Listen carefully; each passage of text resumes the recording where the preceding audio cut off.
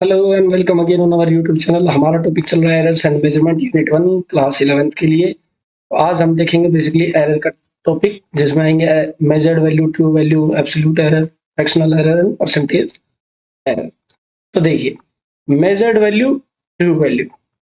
तो उससे पहले हम जान लेते हैं एरर क्या होती है। बेटा, एरर हर एक मेजरमेंट के अंदर आती ही आती है। जब भी आप एक्सपेरिमेंट के अंदर परफॉर्म करते हैं, वो एरर खुद इंसान की वजह से हो सकती है, ह्यूमन एरर स्टूडेंट की वजह से हो सकती है, या फिर डिवाइस की वजह से, जो डिवाइस हम या जो इंस्ट्रूमेंट हम यूज कर रहे हैं उस चीज को मेजर करने के लिए, उसकी वजह से।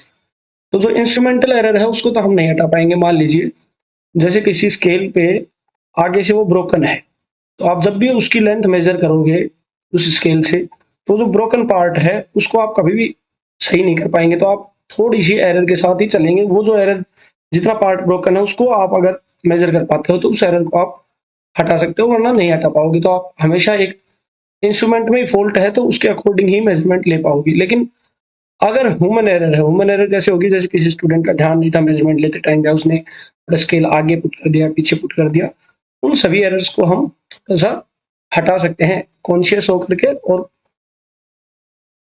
कॉन्शियस होकर के, और जो हमारी कैलकुलेशन मिस्टेक्स है उनको एवरेज आउट करके। तो एरर हमेशा आती है।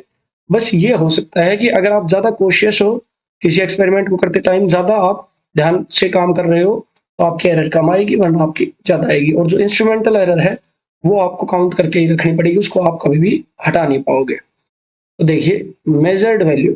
मेजर्ड वैल्यू क्या होती है? मेजर्ड वैल्यू होती है नंबर ऑफ रीडिंग्स जो हमने ली हैं किसी भी एक्सपेरिमेंट को परफॉर्म करते हुए। लेट्स से मैंने 5 readings Lee, x1, x2, x3, x4 and x5। तो ये सभी क्या है? Measured value. ऐसे अगर आप नंबर ऑफ टाइम्स लेते हैं तो xn, तो ये सभी क्या है? Measured value. And true value, तो ट्रू वैल्यू आप किसी भी मेजरमेंट की नहीं बता सकते। या फिर कोई भी जजमेंट कहते हैं मास 5 kg, उसमें भी कुछ ना कुछ एरर होगी, 0.01, 0.02 की। वो उतनी है, उतना ही मास मेजर कर रहा है जितना वो इंस्ट्रूमेंट बता सकता है या हमने मेजर किया है। उसमें कुछ ना कुछ एरर रह ही जाती है, कुछ ना कुछ एरर रह ही जाती है। तो जो ट्रू वैल्यू होती है वो एग्जैक्टली डिफाइन नहीं होती, लेकिन इसको हम निकाल सकते हैं एवरेज आउट करके। जितनी हमने नंबर ऑफ रीडिंग्स ली हैं, जैसे यहाँ ली हमने x2, x3, x4, x5 and up to xn, n number of readings हमने ली थी, तो हम उसका एवरेज निकाल लेंगे और वो ही हमारी कंसिडर होगी ट्रू वैल्यू। यानी कि इन सभी का एवरेज हम ट्रू वैल्यू की तरह कंसिडर कर सकते हैं। लेट्स से वो आई x। सो ट्रू वैल्यू को मैंने कह दिया एक्स आई, और ये जो नंबर ऑफ रीडिंग्स मैंने यूज की हैं या आई हैं मेरी मेजरमेंट में, ये सभी क्या है? Measured value. True value is average value of the measured values. Understand? मतलब ट्रू वैल्यू भी आप एवरेज से ही बता पा रहे हैं। एवरेज करते हैं तो क्या होता है? पहली बार मान लीजिए आपने कोई लेंथ थी, उसकी मेजरमेंट ली 10 सेंटीमीटर, दूसरी बार ली 10.1, उससे बाद ली 10.2, उससे बाद ली 10.3 और एक बार ली 9.9। तो ये सभी मेजरमेंट आपने ली है। कभी एरर आई होगी, कभी कोई सी लेंथ आई होगी, कभी कोई सी लेंथ आई होगी, कभी आपकी गलती से, कभी आपका ध्यान नहीं था, कभी आपने स्केल आगे पीछे पुट कर दिया होगा। तो आप एक्चुअल वैल्यू क्या बताओगे कि उस थ्रेड की लेंथ कितनी थी? तो आप इस सभी का एवरेज आउट कर लेंगे, वही आप एक्चुअल वैल्यू या ट्रू वैल्यू कंसिडर करेंगे। तो इतना समझ में आया कि सर नंबर ऑफ रीडिंग्स जो होती हैं वो होती हैं एक्चुअल रीडिंग्स जो हमने ली हैं, और मेजरमेंट वैल्यू या मेजर्ड वैल्यूज को हम बोल सकते हैं। और जो ट्रू वैल्यू होती है वो होती है मेजर्ड वैल्यू का एवरेज, दैट इज एक्स से मैंने डिनोट किया है कि एक्स। तो यहां से मैं कह सकता हूं x equals to x1 plus x2 plus so on xn divide by n। यहाँ पे n क्या है? Number of readings. अब अगली टॉपिक है हमारी रीडिंग। तो रीडिंग कैसे लिखी जाएगी? तो आप बताओगे कैसे? जब भी आप कोई रीडिंग लोगे, तो आप जब उसका फाइनल आउटकम लिखोगे तो उसमें उसके साथ उसकी एरर लिखनी है। यानी कि फाइनल रीडिंग आपकी जो होगी वो होगी true value plus minus error. यानी कि आप कंसिडर कर रहे हैं कि जो हमारी ट्रू वैल्यू है और उसके अंदर कोई एरर मैक्सिमम कितनी हो सकती है। यानी कि इसकी मतलब हुआ कि ट्रू वैल्यू प्लस एरर, ये आप मैक्सिमम रीडिंग ली होगी, और ट्रू वैल्यू माइनस एरर, ये आपकी मिनिमम वैल्यू आप कंसिडर करेंगे कि एरर के साथ मैं मैक्सिमम वैल्यू इतनी कंसिडर कर पाऊंगा और मिनिमम वैल्यू इतनी कंसिडर कर पाऊंगा, और इनके बीच में आने वाली सभी वैल्यूज इसकी रीडिंग होंगी। अंडरस्टैंड। और ये जो एरर होती है बेटा, ये एरर लिखी जाती है मीन एब्सोल्यूट एरर। अब ये क्या होती है ये हम इस स्लाइड में समझेंगे। देखिए, मेजर्ड वैल्यू और ट्रू वैल्यू हमें पता चलेगी। एब्सोल्यूट एरर क्या होती है? एब्सोल्यूट एरर होती है एरर इन पर्टिकुलर रीडिंग, यानी कि जब मैंने number of N readings measure की, तो पहली रीडिंग मेजर की होगी, दूसरी मेजर की होगी, तीसरी, ऐसे ही एक्स है, और मेरे पास ट्रू वैल्यू आई इन सभी का average out x1 plus x2 and xn divide by n। ये क्या आई? x आई। अंडरस्टैंड। तो absolute error in one, error को डिनोट करते हैं डेल्टा से। Absolute error in reading one is true value minus measured value. और ये मेजर्ड वैल्यू कौन सी होगी सर? ये मेजर्ड वैल्यू होगी जो पहली रीडिंग में एब्सोल्यूट एरर निकाल रहे होते, पहली मेजर्ड वैल्यू होगी। तो delta x1 will be x minus x1। Similarly delta x2, यानी कि absolute error in reading 2 will be true value minus measured value. Delta x3 will be true value minus measured value, third measured value. Similarly, delta xn will be true value minus nth measured value. Understand? और ये सभी values जो delta x1, delta x2, delta x3 and delta xn, और भी जो आप absolute error निकालेंगे, ये सभी वैल्यूज पॉजिटिव हो सकती हैं। ऑब्वियस बात है, पॉजिटिव तब होगी जब x बड़ा होगा यहाँ पे, और नेगेटिव हो सकते हैं, नेगेटिव कब होगी? जब x छोटा होगा।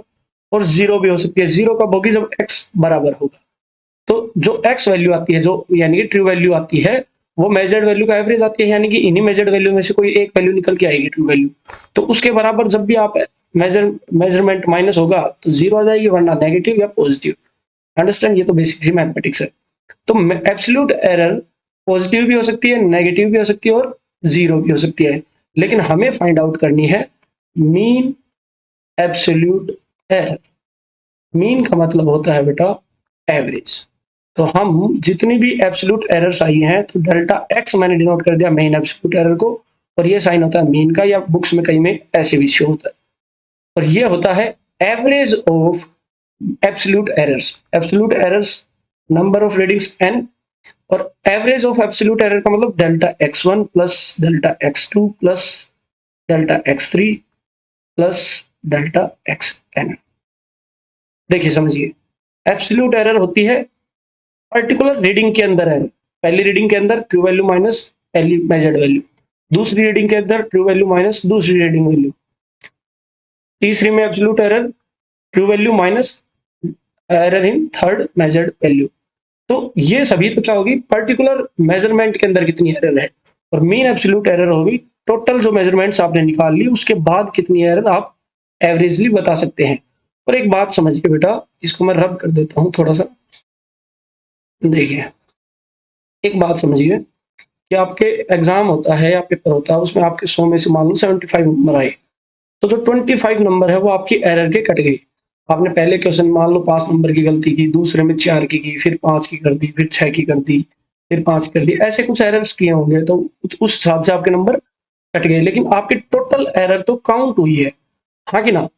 तो समझिए, एब्सोल्यूट एरर जब पहली में आई, वो पॉजिटिव नेगेटिव कुछ भी हो सकती है। तो जब आप मीन एब्सोल्यूट एरर निकालते हैं, तो सभी एरर्स की पॉजिटिव क्वांटिटी उठानी है आपको, क्योंकि एरर हमेशा ऐड होगी। गलतियां तो ऐड होंगी ना, कि आपने मान लीजिए किसी रीडिंग में आपने 9.8 लिया और किसी रीडिंग में 10.1 लिया, तो आपने, और 10 उसकी मेजर्ड वैल्यू थी या ट्रू वैल्यू थी, तो आपकी जो रीडिंग्स आई हैं 10.1, यानी 0.1 की एरर इधर की है और 0.2 की एरर इधर की है, टोटल एरर आपने 0.3 की एरर की है। अंडरस्टैंड? तो जब भी आप मीन एब्सोल्यूट एरर निकालेंगे, उस टाइम पे इन सभी का मोड लिया जाएगा, mod of absolute errors, and then divide it by number of readings.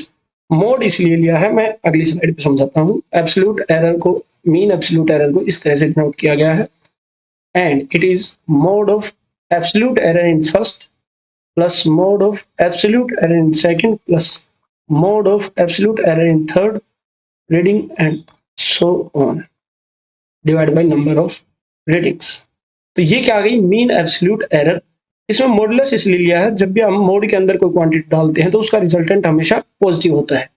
तो यानी कि ये जो एरर है, ये डेल्टा x1 पॉजिटिव नेगेटिव कुछ भी हो सकती है, लेकिन जो इसके मॉडुलस लगा दिया तो हम ओवरऑल क्वांटिटी पॉजिटिव उठा रहे हैं। इसका मतलब जब भी एब्सोल्यूट एरर हम निकाल रहे होते हैं, हम सभी एरर्स को ऐड करेंगे, क्योंकि टोटल ऐड होगा। पहले में जो गलती की, दूसरे में जो गलती की, हो सकता है देखो पहली लेंथ थी, ट्रू वैल्यू थी 10 और हमने मेजर कर दी 9.8, हमने एरर कितनी की 0.2, और जो एब्सोल्यूट एरर आएगी वो क्या आएगी, -0.2, क्योंकि ट्रू वैल्यू कितनी है 10 और आई कितनी है 9.8, नहीं सॉरी ट्रू वैल्यू है, हाँ, तो यहाँ आएगी +0.2, और अगर हमने मेजर कर दी 10.2, तो तब देखिए ट्रू वैल्यू कितनी आएगी, ट्रू वैल्यू है 10 और मेजर्ड वैल्यू है 10.2, तो एरर कितनी आएगी -0.2।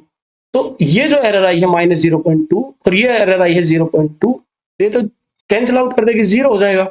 ऐसा थोड़ी हुआ है, एक्चुअल में हमने एरर की है 0.2 की 9.8 रीडिंग लेते हुए, और 0.2 की ही जब 10.2 रीडिंग ली है, क्योंकि हमें हमारी डिजायर्ड वैल्यू थी 10, तो हमने दोनों टाइम पे एरर ही की है, तो हमने टोटल एरर की है 0.4 की। अंडरस्टैंड? तो इसीलिए एब्सोल्यूट एरर का मोड लिया जाता है जब भी हम टोटल एरर की बात करेंगे या मीन एब्सोल्यूट एरर की बात करेंगे। तो ये होता है मीन एब्सोल्यूट एरर। अब देख लेते हैं fractional error and percentage error. तो हमने देखो क्या क्या देख लिया, ट्रू वैल्यू जिसको मैंने डिनोट किया x से, और ये क्या होती है x1 plus x2 plus x3 plus xn divide by n, और ये सभी क्या है x1 x2 x3, ये है measured value. Understand? And n क्या है, नंबर ऑफ रीडिंग्स, और x क्या है, ट्रू वैल्यू। उसके बाद हमने देखी एब्सोल्यूट एरर। एब्सोल्यूट एरर होती है हर एक मेजरमेंट के लिए, x1 के अंदर कितनी एरर है, x2 के अंदर कितनी एरर है, वो क्या है, true value minus measured value. Understand? और हमें तो सभी रीडिंग्स की एक साथ एरर देखनी है, तो वो हमने बोली है मीन एब्सोल्यूट एरर, जिसको हमने इस तरह से या इस तरह से डिनोट किया है। और वो क्या होती है, mod of absolute error in 1, mod of absolute error in 2, mod of absolute error in 3 and up to so on divide by n। यानी कि हर एक एब्सोल्यूट एरर का मोड और डिवाइड बाई n। अब हम देख रहे हैं फ्रैक्शनल एरर। तो फ्रैक्शनल एरर होती है absolute mean absolute error divide by true value, mean absolute error divide by true value, यानी कि इसके अंदर इसकी मीन एब्सोल्यूट एरर आई x बार और ट्रू वैल्यू है x, this is the fractional error. और रिलेटिव एरर भी कोई कोई बुक में बोल देते हैं। और परसेंटेज एरर होती है फ्रैक्शनल एरर इनटू 100, यानी कि x bar by x into 100, या फिर आप डायरेक्ट बस x बाई x की परसेंटेज निकाल लीजिए, वही होती है परसेंटेज एरर। अब आप रीडिंग किस तरह से लिखते हैं, रीडिंग लिखते हैं true value plus minus error.